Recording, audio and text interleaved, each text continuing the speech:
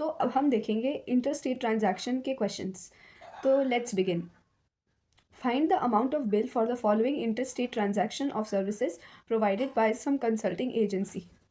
यहाँ पर हमें कॉस्ट ऑफ सर्विस दिया हुआ है और जीएसटी परसेंटेज दी गई है और हमें निकालना है इंटरस्टेट ट्रांजैक्शन के लिए अमाउंट ऑफ बिल।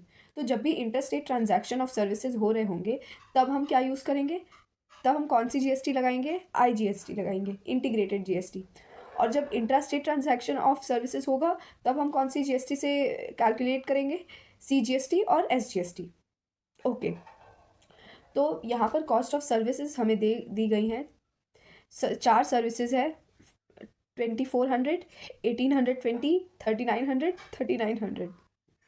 तो यहाँ पर हम जीएसटी परसेंटेज देख रहे हैं।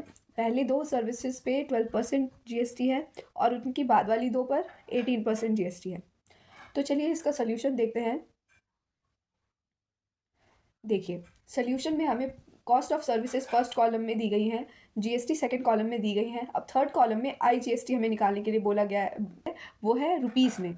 ओके, तो 12% को 12% ऑफ कॉस्ट ऑफ सर्विस ही लेंगे बिकॉज ये इंटरस्टेट ट्रांजैक्शन है। इंटरस्टेट ट्रांजैक्शन में हमेशा जितनी जीएसटी परसेंटेज होती है उसको पूरी तरह से हम लेते हैं और सीजीएसटी और एसजीएसटी में हाफ हाफ नहीं बांटते। तो इस तरह करके सारे सर्विस के लिए हमने आईजीएसटी कैलकुलेट किया है। तो देखिए, ये हमारा जीएसटी निकल के आया है और ये हमारा कॉस्ट ऑफ सर्विस है। तो जो अमाउंट ऑफ सर्विस होगा वो इन दोनों का समेशन होगा या इन दोनों का सम होगा। इन दोनों का सम करेंगे तो हमें जो है अमाउंट ऑफ सर्विस मिल जाएगा। अब अमाउंट ऑफ बिल कैसे निकलेगा, अमाउंट ऑफ बिल इन सभी को ऐड करने से आंसर हमारा जो अमाउंट ऑफ बिल है वो 13,930.40 पैसे, 40 रुपीज़ कह सकते हैं। तो चलिए अब चलते हैं नेक्स्ट क्वेश्चन पे। ये भी है इंटरस्टेट ट्रांजैक्शन ऑफ गुड्स का क्वेश्चन, क्योंकि यहाँ पर दिल्ली दी गई है और आगरा दे दिया गया है। आगरा है यूपी में। तो हमें क्या करना है, यहाँ पर कॉस्ट ऑफ सर्विसेज दी गई है इन दिल्ली, उसके बाद जीएसटी परसेंटेज और उसके cost of services in Delhi के बारे में दे दिया गया है। यहाँ पर 5 कॉस्ट ऑफ सर्विसेज है। जीएसटी परसेंटेज हमें 12% दे दी गई है और डिस्काउंट परसेंटेज पहले 2 पर निल है और उसके बाद 25%, 30% और 40% है। तो जो हमारा डिस्काउंटेड प्राइस होगा वो फर्स्ट 2 के लिए तो एग्जैक्टली सेम होगा, बेटेज के लिए उसी तरह 60% ऑफ कॉस्ट ऑफ सर्विस। इन सभी को निकालने के बाद इन पर अमाउंट निकल गया। इन पर अब हमको आईजीएसटी निकालना है। अब इनका जब डिस्काउंटेड वैल्यू निकल गया है तो अब इस डिस्काउंटेड वैल्यू पर हमें जीएसटी निकालना है। क्योंकि वो 12% है तो हम उनको आईजीएसटी में तुरंत जो अमाउंट है उस पर निकाल सकते हैं। और आईजीएसटी हमारा निकल के आया है 1357.80 रुपीज़। तो टोटल अमाउंट ऑफ बिल जो है वो अमाउंट प्लस आईजीएसटी होगा, विच इज़ 12,672.80 रुपीज़। चलिए अब हम नेक्स्ट टॉपिक पे चलते हैं, that is input tax credit.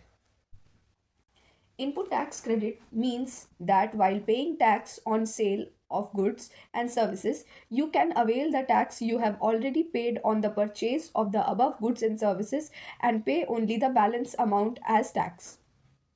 Input tax credit can be availed only on goods and services for business purposes. For example, if for a registered dealer, if input tax equals to 80, that is the tax on purchase equals to 80, and output tax equals to 100, that is the tax on sale is equals to 100, then input tax credit for the dealer input tax equals to 80 rupees. The dealer will pay 100 minus 80 equals to 20 rupees to the government as GST. Considering the input tax credit, the tax liability on the registered dealer equals to the output tax minus the input tax, that is equals to in tax on SP minus tax on CP, that is equals to tax on SP minus CP, that is equals to tax on profit. तो इसका मतलब क्या है, input tax credit का मतलब क्या है? Input tax credit का मतलब ये है कि हम जो रजिस्टर्ड डीलर होते हैं वो जब गुड्स एंड सर्विसेज खरीदते हैं तो वो ऑलरेडी उस पर जीएसटी पे करते हैं, एंड जब वो सेल करते हैं उस उन्हीं गुड्स को तब भी उन्हें तब उन्हें जीएसटी जो बायर है, जो खरीद रहे हैं, उनसे वो जीएसटी लेते हैं, यानी टैक्स लेते हैं। तो जो बचता है एसपी यानी सेलिंग प्राइस और कॉस्ट प्राइस के बीच जो टैक्स लग रहे हैं, उस टैक्स को माइनस करके जो टैक्स बचता है वो टैक्स होता है input tax liability of the registered dealer. और इनपुट टैक्स क्रेडिट क्या है कि जो बैलेंस अमाउंट है, जो टैक्स लगा है सेलिंग प्राइस पे माइनस जो टैक्स लगा है कॉस्ट प्राइस पे, वो दोनों जो टैक्स है उन दोनों के बीच का जो अ, उन दोनों के बीच का डिफरेंस जो है वो इनपुट टैक्स क्रेडिट के अंडर आ जाएगा। तो यही है इनपुट टैक्स क्रेडिट। अब हम एग्जांपल देखते हैं।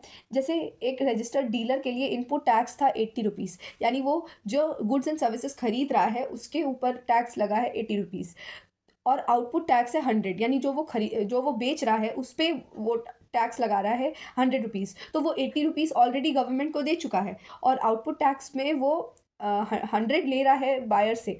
तो जो बैलेंस अमाउंट है विच इज़ 20, वो गवर्नमेंट को देगा एज जीएसटी। इसी को कहते हैं इनपुट टैक्स क्रेडिट। और इनपुट टैक्स क्रेडिट को कंसिडर करते हुए जो टैक्स लायबिलिटी है वो output tax minus input tax होता है, यानी कि tax on selling price minus tax on cost price. क्योंकि कॉस्ट प्राइस पे वो पहले ही टैक्स पे कर चुका है, अब वो सेलिंग प्राइस पे जो टैक्स ले रहा है उन दोनों का डिफरेंस जो आता है वो टैक्स लायबिलिटी होता है, जो उसे गवर्नमेंट को पे करना होता है in the form of IGST और एसजीएसटी और सीजीएसटी। और इसको हम शॉर्ट में ऐसे बोल सकते हैं कि टैक्स लायबिलिटी जो है वो टैक्स ऑन प्रॉफिट भी हो जाता है, selling price minus cost price, directly हम ऐसे भी बोल सकते हैं। तो चलिए अब क्वेश्चंस की तरफ चलते हैं। Question says let A, B, C be three traders belonging to different states. Trader A sells some goods and services to trader B for 500 rupees. तो ट्रेडर ए का सेलिंग प्राइस जो है वो ₹500 है, और ट्रेडर बी जो है उसके लिए सेलिंग कॉस्ट प्राइस 500 हो गया। And trader B sells the same goods and services to trader C at a profit of 200 rupees, यानी ट्रेडर बी का सेलिंग प्राइस जो होगा वो कॉस्ट प्राइस प्लस प्रॉफिट होगा, यानी 700 हो गया सेलिंग प्राइस। तो calculate the tax liability of B if the rate of GST is 12%।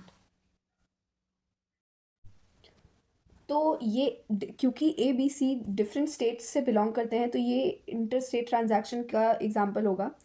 और अब बात करते हैं ट्रेडर बी के टैक्स लायबिलिटी पे। तो ट्रेडर बी के टैक्स लायबिलिटी हमने पढ़ा था कि tax liability of registered dealer is equals to tax on SP minus tax on CP. तो हम डायरेक्टली यहाँ पर लिख सकते हैं कि tax liability on B is equals to tax on profit. तो प्रॉफिट कितना हुआ था, 200 रुपीज़ का हुआ था। तो हम और जीएसटी कितना दिया हुआ है, 12%। तो हम इसको 12% ऑफ 200 लिख कर 240 रुपीज़ नहीं 24 रुपीज़ एज टैक्स लायबिलिटी भी निकाल सकते हैं। और जो लॉन्ग मेथड में आप सीपी निकालते हो ट्रेडर बी का विच इज़ 500 रुपीज़, और एसपी निकालते हो ट्रेडर बी का विच इज़ 700 रुपीज़। अब इन दोनों पर आईजीएसटी कितना लगेगा, that is 12% of SP minus 12% of CP. तो 12% of SP minus 12% of CP करके भी हम लोग निकाल सकते हैं 12% ऑफ 700 माइनस 12% ऑफ 500। आप इस तरह से भी निकाल सकते हैं। 12% ऑफ 700 हो जाएगा आउटपुट टैक्स, और 12% ऑफ 500 हो जाएगा इनपुट टैक्स। इस तरह से हम टैक्स लायबिलिटी की दूसरे मेथड से भी निकाल सकते हैं। चलते हैं नेक्स्ट क्वेश्चन पे।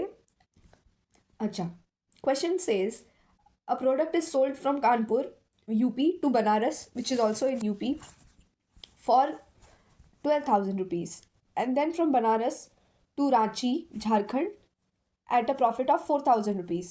If the rate of GST is 18%, find the net GST payable at Banaras. तो सबसे पहले तो हम एक पिक्टोरियल डायग्राम रफ में बना सकते हैं कि सबसे पहले कानपुर, मैं आपको अब यहाँ पे लिख के दिखाती हूँ। सबसे पहले कानपुर जो कि यूपी में है, वहाँ से बनारस जो कि ऑल्सो यूपी में है, और फिर वहाँ से रांची जो झारखंड में है। सबसे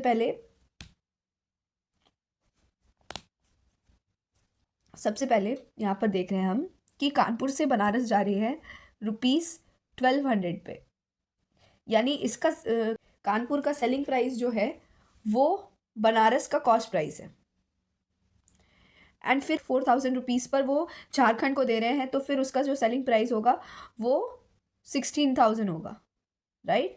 अब पूछा गया है कि find the net GST payable eight Banaras. Banaras में जो नेट जीएसटी पेएबल होगा वो बताना है, यानी टैक्स लाइबिलिटी के बारे में वो पूछ। तो टैक्स लाइबिलिटी कैसे निकलेगी, देखिए यहाँ पर टैक्स लाइबिलिटी को हम डायरेक्ट यहाँ पर निकाल सकते हैं कि tax liability is tax on profit, and वहाँ से फिर ये निकल कर आ जाएगा tax on profit that is equal to 18% of 4000, that is equals to 720.